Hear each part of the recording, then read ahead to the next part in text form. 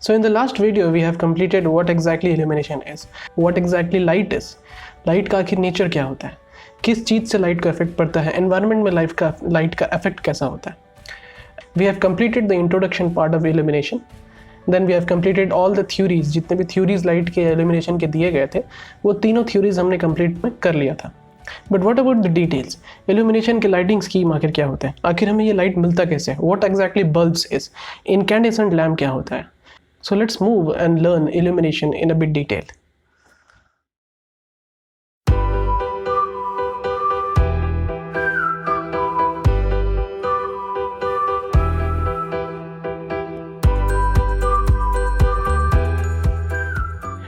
Okay, so in this second part of illumination, we will cover these topics. That is polar curve. First, we'll see what exactly is polar curve. Then, what are the factors of light? What exactly, when we design any light scheme, किसी भी room का light scheme जब design होता है, किसी भी room में exactly किस तरह से हम लाइट लगाएंगे, किस तरह से लाइट को प्लेस करेंगे, what are the factors that we have to keep in mind that we will complete in factors of light. Lightning scheme, आखिर कितने तरह के lightning scheme होते हैं? Like whenever some civil project is being given to a civil engineer or any company, the first thing and the most important thing is to design the lightning scheme inside the room. यानी उस room के अंदर का lightning किस तरह से होगा, उसका इल्यूमिनेशन कितना होगा, वो सबसे पहले डिसाइड किया जाता है. नॉर्मल टाइम में हम घर पे उतना ध्यान नहीं देते, हम बस किसी भी जगह पे लाइट लगा देते हैं. But that is not the case in case of perfect engineering system. उस केस में आपको लाइटनिंग स्कीम के बारे में समझना होगा कि अगर आप किसी रूम में लाइट लगाते हैं तो किस तरह से आप लाइट लगाएंगे. जैसे कि एक एग्जांपल के तौर पे आप इस पिक्चर को देखिए. इस बल्ब को तो आपने देखा होगा, कभी बहुत तरह के जगह में ये बल्ब यूज़ होता है. अब इस पिक्चर को देखिए, दोनों बल्ब में बहुत फ़र्क है, बट दोनों ही बल्ब बहुत जगह यूज़ होते हैं. तो इन दोनों बल्ब में आखिर डिफरेंस क्या है? ये दोनों बल्ब लाइटिंग, दो अलग अलग लाइटनिंग स्कीम को शो करते हैं. So we'll see that in lightning scheme. Now last topic for this video will be filament lamp. Filament lamp को मैं आज इस वीडियो में स्टार्ट कर रहा हूँ so that कि एक बेसिक आइडिया आपको मिल जाए what exactly is filament lamp.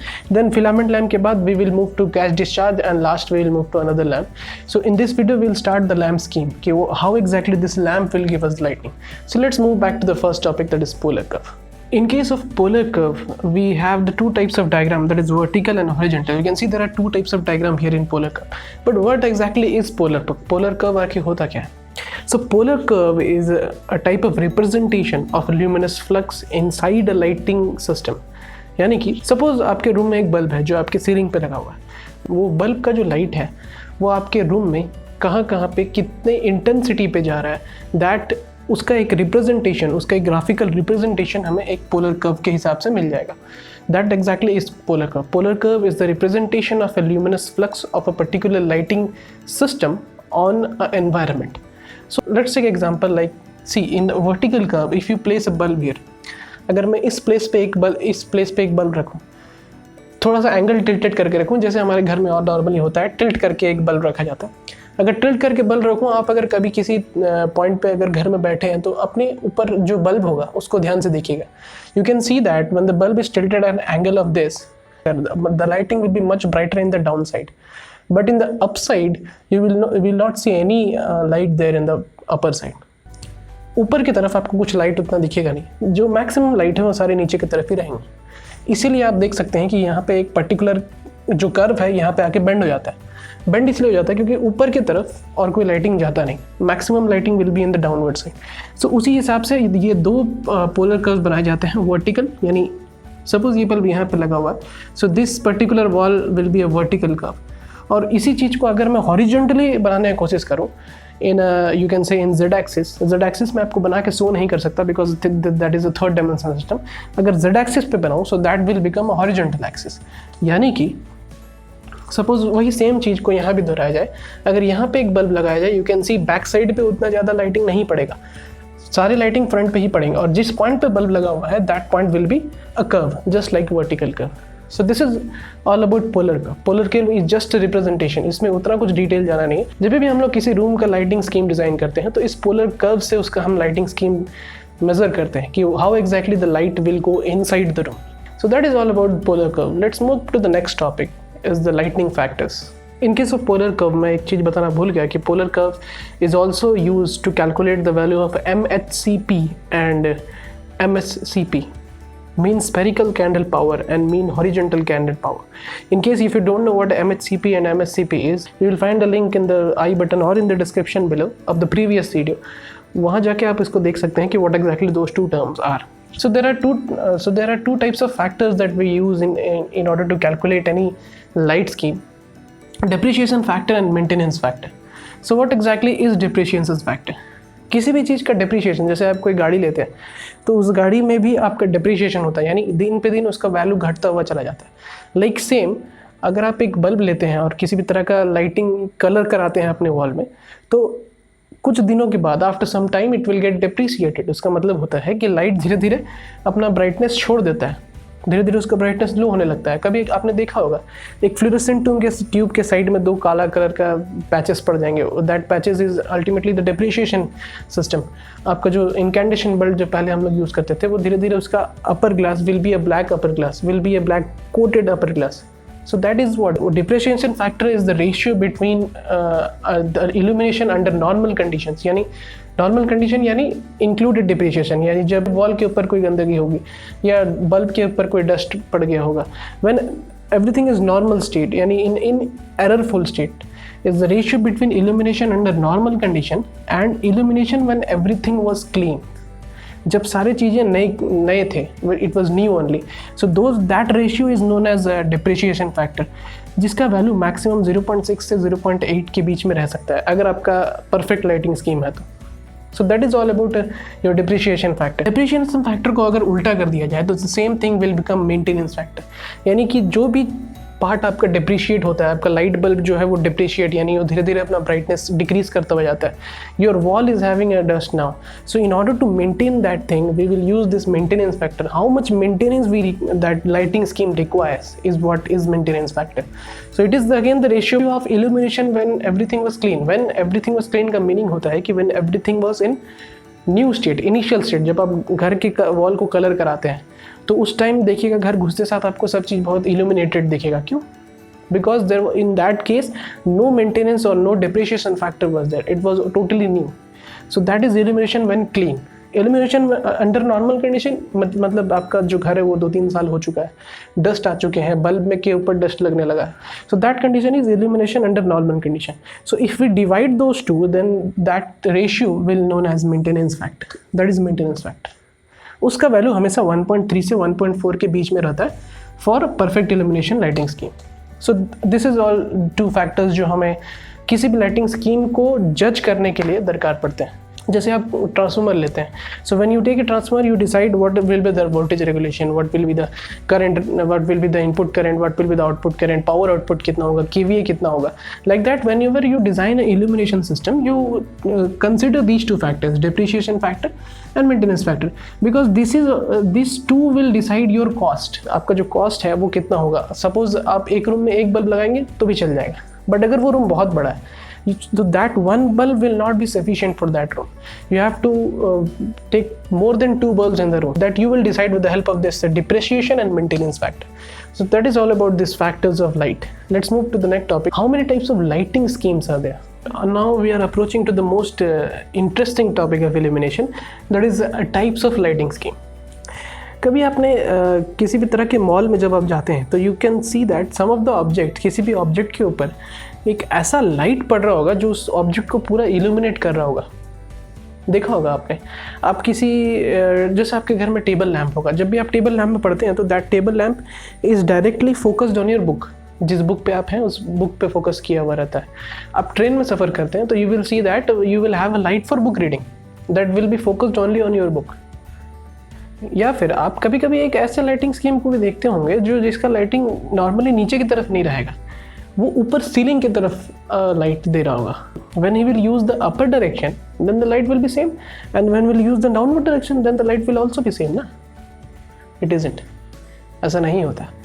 So lighting scheme is a very important topic in this illumination because lighting scheme से रिसर्च के अनुसार लाइटिंग स्कीम से आपके माइंड का स्टेट चेंज कर दिया जा सकता है। यानी आप देखते होंगे कि किसी भी घर बहुत सारे ऐसे ऑफिसेज हैं, there are so many types of homes, halls, cinema halls, theatres that use their lighting scheme in order to attract people. In case of direct lighting scheme, what exactly direct lighting scheme is, नाम से पता चल रहा होगा direct lighting scheme का मतलब होता है एक ऐसा lighting scheme which is totally direct. जैसे कि see this lamp, you can see that these type of reflectors, इस तरह के जो रिफ्लेक्टर्स हैं are being used to focus directly on the working plane. Working plane का मतलब होता है जहाँ पे आप किसी ऑब्जेक्ट को रख के उसके ऊपर काम कर रहे हैं, जैसे टेबल लैम्प। उसी तरह का एक लाइटिंग स्कीम है ये, जिसमें the total focus is there on the working plane, the total light is being focused on the working plane only। इस रिफ्लेक्टर्स में कोई भी लाइट ऊपर की तरफ नहीं जाएगा, total light will be there on the working plane only.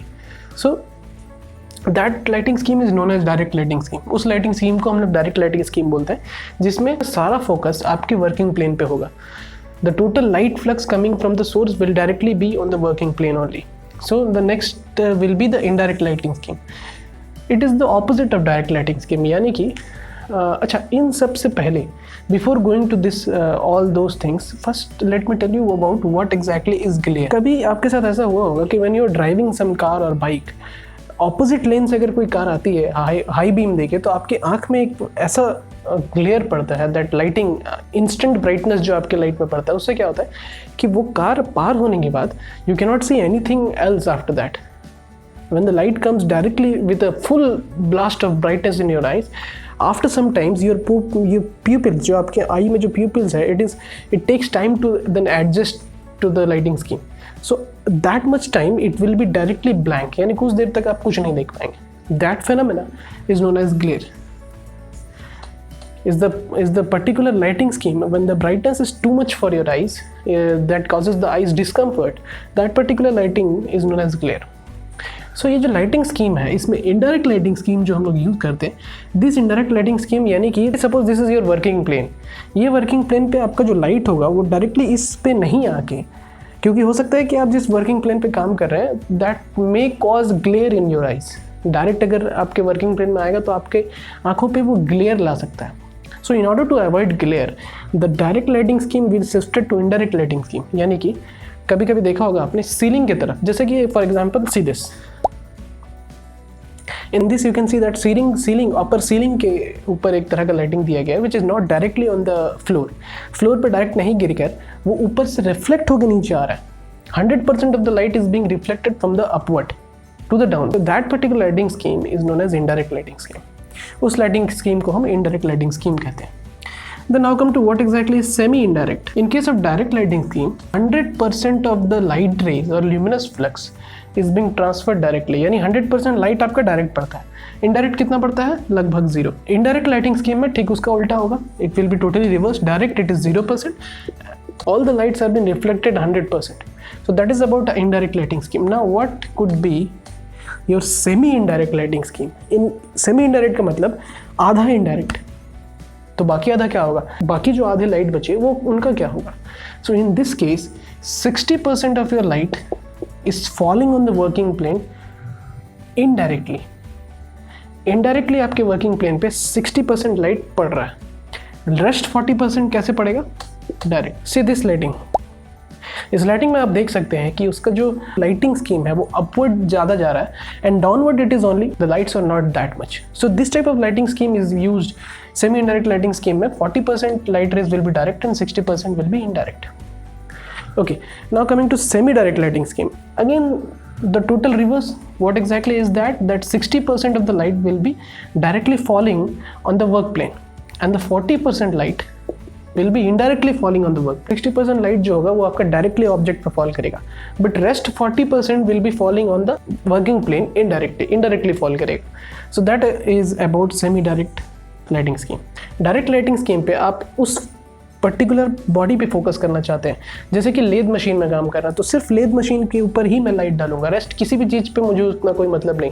So that उस तरह के एनवायरनमेंट में हम डायरेक्ट लाइटिंग यूज़ करते हैं। Indirect lighting we use when we don't want anything directly, we don't want to see anything directly. या फिर मैं यहाँ खड़ा हूँ एक बड़ा सा ऑब्जेक्ट मेरे सामने है और उसके बाद लेद मशीन रखा हुआ है, so I cannot see the lathe machine, बीच में एक ऑब्जेक्ट है।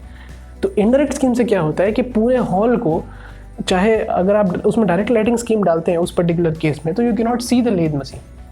बट इनडायरेक्ट अगर आप डालेंगे तो ऊपर से जब लाइट रिफ्लेक्ट होके जाएगा तो पूरा रूम ब्राइट रहेगा। मेनली ये दोनों फोकस होते हैं आपके इंटीरियर डिज़ाइनिंग के। इंटीरियर डिज़ाइनिंग जो होता है वो इन दोनों को यूज़ करते हैं। Focus lighting is another type of your direct lighting. Direct lighting और फोकस लाइटिंग में कोई ज़्यादा फ़र्क नहीं। फोकस लाइटिंग स्कीम का एक बहुत इंपॉर्टेंट रिसर्च किया गया था। आपने कभी देखा होगा कि आप अगर किसी लैम्प पे, टेबल लैम्प पे अगर आप पढ़ रहे हैं तो कुछ देर के बाद आपको ऐसा फील आने लगेगा, एक अकेलापन का फील आने, लोनलीनेस का फील आने लगेगा। So in the research it is return that whenever a person is working on a focus lighting scheme, after some amount of time he or she may feel left out from the environment. उसको environment से left out feel होता है।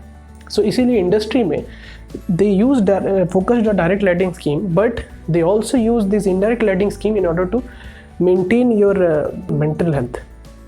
So this is all about scheme of light. Let's move to the next topic, that is filament lamp. Okay, so now come to the next topic. In any lighting scheme, the light source is the very important part. Light source हमें बहुत तरह के मिल सकते हैं, जैसे in previous scenarios where we were using incandescent lamp. Incandescent lamp हम पहले यूज़ करते थे जब हमारे पास LED या CFL नहीं था। That time we are using incandescent lamp. So that lamp is a very what you can say very non luminous efficient lamp. So how exactly incandescent lamp works, what are the parts of the incandescent lamp is, and why exactly it is known as filament lamp. सबसे पहले incandescent lamp को filament lamp इसीलिए बोला जाता है because उसके अंदर they are using a filament. This type of filaments, coiled filaments are being used inside an incandescent lamp जिसका diameter D होता है। So how exactly this incandescent lamp or the filament lit up, उसमें light आखिर आता कैसे है? So we know that whenever we heat something, whenever we heat some type of material, it radiates light. वो हमने already previous video में cover कर लिया था। In case if you don't know how it is producing light, then you can see in the i button और in the description you will find the previous video link. So in that we already seen that whenever you heat some light, whenever you heat some wire, it radiates light energy. So how it radiates light energy? जब भी हम किसी filament को heat करते हैं उसका radiation निकलता तो जरूर है, but in the spectrum we have seen there are so many types of radiations. Spectrum में हमने रेडिएशंस पढ़ा था। सो अगर इसको हम हीट करेंगे और इसका टेम्परेचर बहुत कम होगा, उस टाइम पे लाइट एमिट हो रहा होगा, बट हमें वो दिखेगा नहीं because that is not inside our visible range. So in order to make that radiation inside the visible range, हमें इसको हीट करते रहना पड़ेगा until it reaches 2400 केल्विन। जब इस पॉइंट पे ये फिलामेंट रीच कर जाएगा तब उसका वेवलेंथ जो होगा 7 × 10⁻⁵ सेंटीमीटर तक चला जाएगा। So this wavelength is the wavelength of visibility. इस वेवलेंथ, इस पर्टिकुलर वेवलेंथ ऑफ रेडिएशन हम देख सकते हैं। सो हमारा एम क्या है? इस फिलामेंट को हीट करना है, जितना हीट कर सके उतना हीट करना है, so that it will radiate the light which is under our visibility range. उस चीज़ के लिए हम टंगस्टन का यूज़ करते हैं। टंगस्टन एक ऐसा मटेरियल है जिसको हम इनकैंडेशन बल्ब में एज अ फिलामेंट यूज़ करते हैं, tungsten filament. So before going to that, let's see what are the parts of incandescent lamp is. Just see this. इस फिगर में आप देख सकते हैं what are the parts of incandescent lamp is. So उसी parts को मैंने यहाँ पे नोट किया है in the board, and I'll explain you one by one what are the necessity of that parts. So let's first explain what exactly the glass cover means. The glass cover do. So that glass cover is the cover in any incandescent lamp in order to diffuse the lighting. जो lighting आपके tungsten से निकलेगा उसको properly diffuse करना, वो काम आपके glass cover का है। आप इस ग्लास कवर का कलर चेंज भी कर सकते हैं। अगर आपको रेड, ग्रीन, येलो किसी भी तरह का ग्लास कवर चाहिए तो आपको वो इनकैंडेशन लैम्प में प्रीवियसली मिलता था, but nowadays we are not using incandescent lamp, so glass cover is only there for diffusing. Now coming to gas filling. किसी भी टंगस्टन फिलामेंट के अंदर गैस फिलिंग यूज़ किया जाता है, या इनकैंडेशन लैम्प में गैस फिलिंग यूज़ किया जाता है, बट क्वेश्चन आता है क्यों? Why we are using gas filling? जब हम किसी भी टंगस्टन फिलामेंट को यूज़ करते हैं, जब उसका टेम्परेचर 24 केल्विन तक चला जाता है, तब क्या होता है कि इट स्टार्ट्स एवापोरेटिंग। उसके जो पार्टिकल्स हैं वो एवापोरेशन के लिए वो एवापोरेट होने लगते हैं। तो इन दैट केस कुछ एक ऐसा गैस उसके अंदर, उस बल्ब के अंदर अगर डाल दिया जाए, वो बल्ब के अंदर अगर डाल दिया जाए like nitrogen and argon, that two gases are used inside that particular incandescent lamp, तो उसका जो evaporation property at this temperature will reduce. उस गैस के चलते उसका जो एवापोरेशन होगा वो रिड्यूस हो जाएगा, यानी टंगस्टन और एवापोरेट नहीं होगा. So that is why we are using this gas filling which is जिसमें हम आर्गन और नाइट्रोजन का इस्तेमाल करते हैं. Now come to tungsten filament. We already know what filament is, but why we are using tungsten. Tungsten के अलावा there are so many types of carbon use कर सकते हैं, ऑस्मियम यूज़ कर सकते हैं, टैंटलम यूज़ कर सकते हैं. But why exactly we are using tungsten? Because tungsten के पास कुछ ऐसे प्रॉपर्टीज़ हैं जो फिलामेंट के लिए पूरे परफेक्ट हैं. जैसे कि उसमें हाई मेल्टिंग पॉइंट है, उसका मेल्टिंग पॉइंट बहुत हाई है, हाई रेजिस्टिविटी है, लो टेम्परेचर कोफिशिएंट है, वो डक्टाइल है, उसको मैं थिन वायर्स में कन्वर्ट कर सकता हूँ, वाइब्रेशन झेल सकता है. So those properties are being fulfilled by filament, tungsten filament. That is why we are using tungsten. Now what exactly is support wire? Support wire उस फिलामेंट को सपोर्ट, जैसे कि आपने इमेज में देखा, टंगस्टन वायर्स को सपोर्ट, फिलामेंट को support करने के लिए हम वहाँ सपोर्ट वायर देते हैं, सो दैट वाइब्रेशन पे वो टूटे ना. Now next is lead wires. Lead wires उस टंगस्टन वायर को करंट प्रोवाइड करते हैं. लेड वायर से वो करंट टंगस्टन के फिलामेंट पे जाता है. Dumet wire is also a type of is wire which supports, which gives current to your lead wire. वो ग्लास कवर से होके लेड वायर को करंट सप्लाई करते हैं. Exhaust tube is there in order to, suppose किसी time पे वो gas बहुत ज़्यादा एक्सट्रीम हीट हो जाता है, तो उस पर्टिकुलर पॉइंट पे एग्जॉस्ट ट्यूब से आपका जो प्रेशर है वो रिलीज किया जा सकता है. So that is Y exhaust tube is used. Now what exactly we are using as stem? Stem किसी भी, जैसे गांच में stem होता है, we have stem in our plants. What is that? That is there to support the main part. So that is what stem is also doing in incantation lamp. Incantation lamp पे stem filament को support करने के लिए दिया जाता है. Fuse, we all know what is. अगर वो बल्ब किसी भी रीजन से ज़्यादा करंट ड्रॉ कर रहा है तो that particular fuse will blow, then and your appliances will be safe. Then cap इसीलिए दिया जाता है so that हम होल्डर पे उस incantation lamp को स्क्रू कर सकें. So this is all the parts of incandescent lamp. But आपने कभी ध्यान दिया होगा कि इनकैंडेशन लैम्प में जब वोल्टेज लो हो जाता है उस पर्टिकुलर टाइम पे वो रेड हो जाता है. रेड पर होने पर उसका लाइटिंग कम हो जाता है, बट जैसे ही उसका वोल्टेज वापस से आएगा वो वापस येलो हो जाएगा. In that case what exactly happens is when the particular lamp is getting red hot, at that particular point the light is very low. Light उस टाइम पे बहुत कम हो जाता है, एमिट लाइट जो करता है वो बहुत कम हो जाता है. लेकिन उस केस में उसका टेम्परेचर जो होता है वो बहुत ज़्यादा होता है. तो इसीलिए जब लो वोल्टेज होता है तो हम इनकैंडेशन लैम्प को बंद कर देते हैं. क्यों? अगर उसका टेम्परेचर 24K से ज़्यादा चला गया तो वो टंगस्टन के मेल्टिंग पॉइंट को भी रीच कर जाएगा, तो उस पर्टिकुलर टाइम में आपका फिलामेंट टूट जाएगा, बल्ब फ्यूज़ हो जाएगा, जिसको हम बल्ब फ्यूज़ होना कहते हैं. सो इसीलिए उस टाइम पे रेड हॉट पे हम उसको बंद कर देते हैं. बट जैसे ही वोल्टेज वापस आता है हीट घट जाता है एंड लाइट एमिशन जो है वो बढ़ जाता है. सो ये एक बहुत इंपॉर्टेंट चीज़ आपको जानना ज़रूरी है कि टंगस्टन लैम्प वोल्टेज वेरिएशन में कैसे काम करता है. So it does not support voltage variations, इसीलिए हम आज के टाइम पे टंगस्टन लैम्प को यूज़ नहीं करते. और एक पॉइंट भी जानना ज़रूरी है कि 40 वाट से नीचे जितने भी इनकैंडेशन लैम्प होते हैं उसमें कोई भी ये गैस फिलिंग आर्गन और नाइट्रोजन गैस हम फिल नहीं करते, बिकॉज इन दैट केस उसको उतना टेम्परेचर ही नहीं दिया जाता कि हमको इतना टेम्परेचर तक वो पहुँचता ही नहीं है. इससे कम टेम्परेचर में ही वो उतना लाइट एमिट कर जाता है. सो उस पर्टिकुलर केस के लिए एवापोरेशन कम होता है. सो एवापोरेशन अगर कम होगा तो हमें ये गैस फिलिंग देने की कोई ज़रूरत नहीं है. We don't need to provide the gas filling inside the bulb.